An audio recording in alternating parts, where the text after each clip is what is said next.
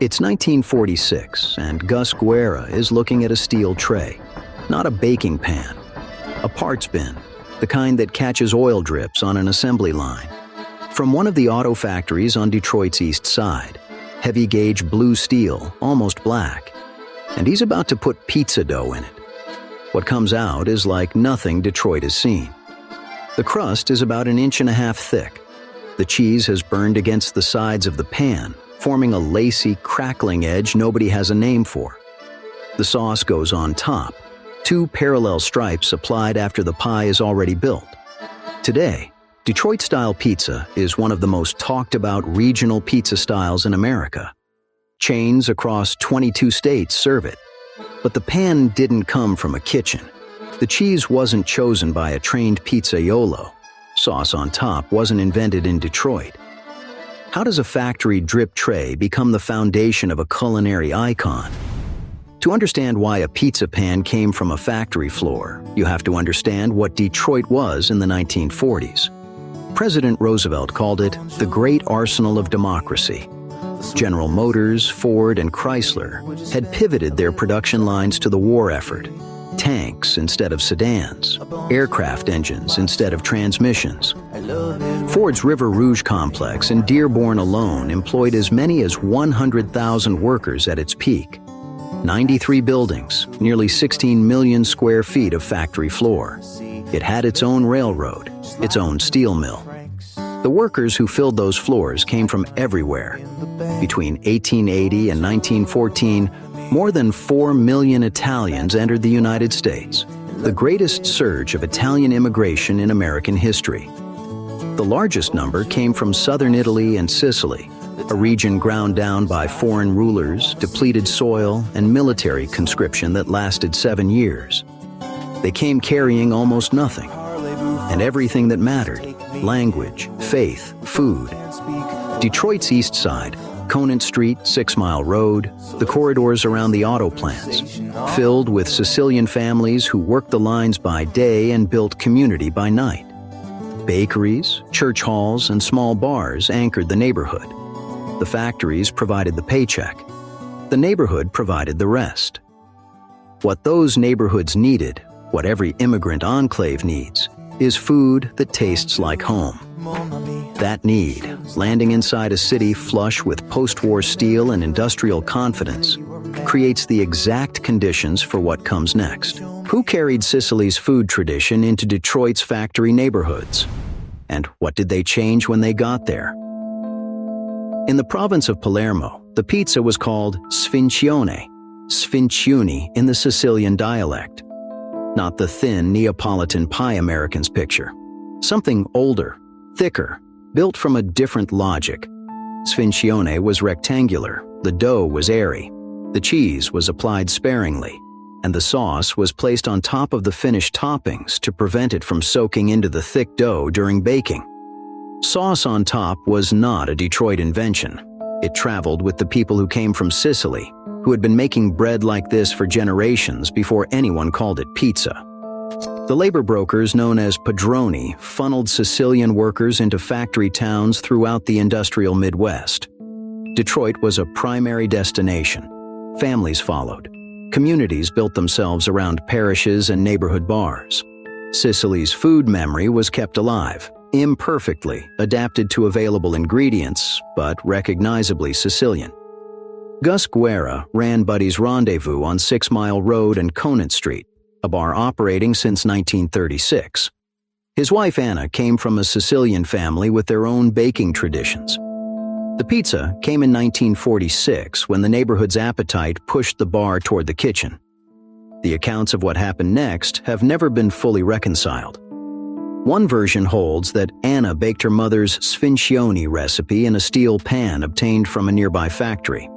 Another credits a Sicilian employee named Connie Piccinato with providing the recipe and technique. The two aren't incompatible, it may have been collaborative. What neither version disputes: the pan. A blue steel tray manufactured by Dover Parkersburg in the 1930s and 1940s, originally designed as an automotive drip pan or small parts holder. You could get these pans in the neighborhood because the neighborhood worked in the factories. What happened when dough met that pan? A blackened, lacy, crispy cheese crust all the way around the edges, and a new pizza style was born. That's how Serious Eats described it 7 decades later. That lacy edge now has a name, Frico. It wasn't planned. It was physics. High-fat cheese against a hot metal wall, caramelizing into a crackling shell. The craft spread through a small genealogy. Louis Tourtois, a former employee at Buddy's, founded Louis' Pizza in Hazel Park, baking at 700 degrees Fahrenheit. The Detroit News called Tourtois King of Pizzas in 1978. Gus Guerra, meanwhile, had already moved on. In 1953, he sold Buddy's and opened Cloverleaf Bar in East Point, still serving the same square pizza on Gratiot Avenue. As late as 1978, when Eugene and John Jetz opened the first Jetz Pizza in Sterling Heights, the company's own history records that square pizzas were still a novelty in the region. For more than 30 years, this pizza existed in gorgeous obscurity. Detroit knew it. Detroit loved it. The rest of the country had almost no idea it existed. That gap between something extraordinary and its moment of recognition is the part of this story nobody tells. So why did this specific combination, that pan, that cheese, that architecture, produce something no one could replicate elsewhere? The answer isn't tradition, it's materials science. The Dover Parkersburg blue steel trays were built for the factory. Heavy gauge, high vertical walls, dark surface to absorb heat. These properties turned out to be exactly what a thick crust pizza needs. A pizza stone diffuses heat gently. The steel tray concentrated it. The high hydration dough, typically 70% water or higher, needed that heat at the base to cook through without the top burning. The dark surface fried the crust from below. The result? Simultaneously chewy and fried, open inside, brittle gold on the bottom. The rectangular shape means every edge is a wall. Every wall is a Frico opportunity. Now the cheese. Detroit pizza has a distinctly buttery flavor, but there is no butter in the recipe. The flavor comes entirely from Wisconsin brick cheese's high butterfat content.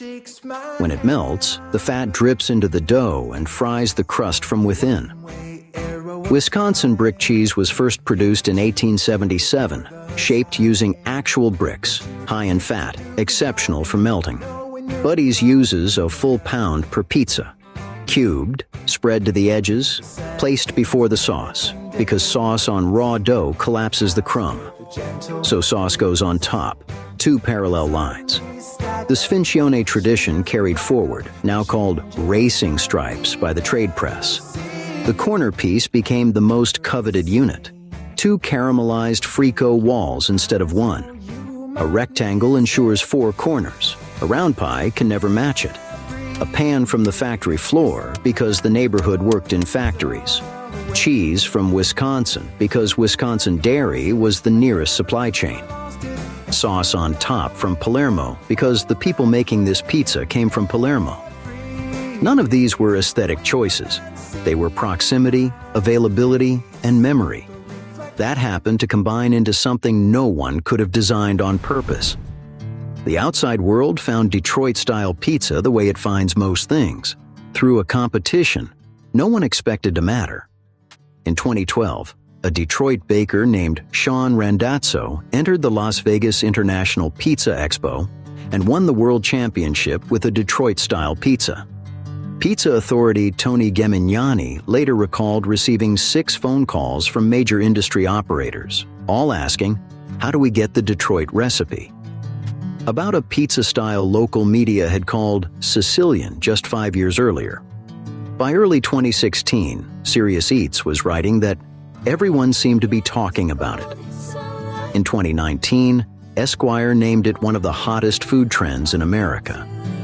By 2021, Yelp reported reviews mentioning Detroit-style pizza had risen 52% nationally. Buddy's now operates 19 locations across Michigan with annual revenue of approximately $30 million. Jetz, founded in 1978, now runs 425 franchises in 22 states. Here is the irony the history books skip. The suburb where Gus Guerra moved the style after 1953, East Detroit, voted in 1992 to rename itself East Point, specifically to shed the Detroit association. They did this exactly as Detroit pizza was becoming the city's greatest culinary export. The city that couldn't sell its name lent its name to a pizza that sold itself. And some of the original blue steel trays from Dover Parkersburg, pressed in the 1930s, are still in use in Detroit kitchens today. A factory object that became a kitchen heirloom. We started with a steel tray. Not a recipe, not a visionary chef. A pan built for catching oil in a factory. Gus Guerra didn't find a better pizza pan. He found the only pan available. In that constraint was the shape of everything that followed. The square crust is a rectangle because the tray was rectangular. The thick dough is sfincione, carried from Palermo. The sauce on top is a Sicilian technique for keeping thick dough from going soggy, brought to a neighborhood bar in 1946. The cheese came from Wisconsin, 1877, a high-fat brick that caramelizes at exactly the right temperature against exactly this kind of pan. None of it was invented. All of it was combined by people building a life in a city of steel, using what the city gave them.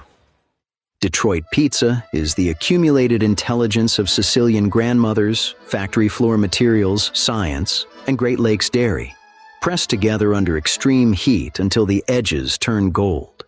This pizza spent more than 30 years known only to the people who made it. Was that obscurity a misfortune? Or did it protect the style long enough to become worth knowing?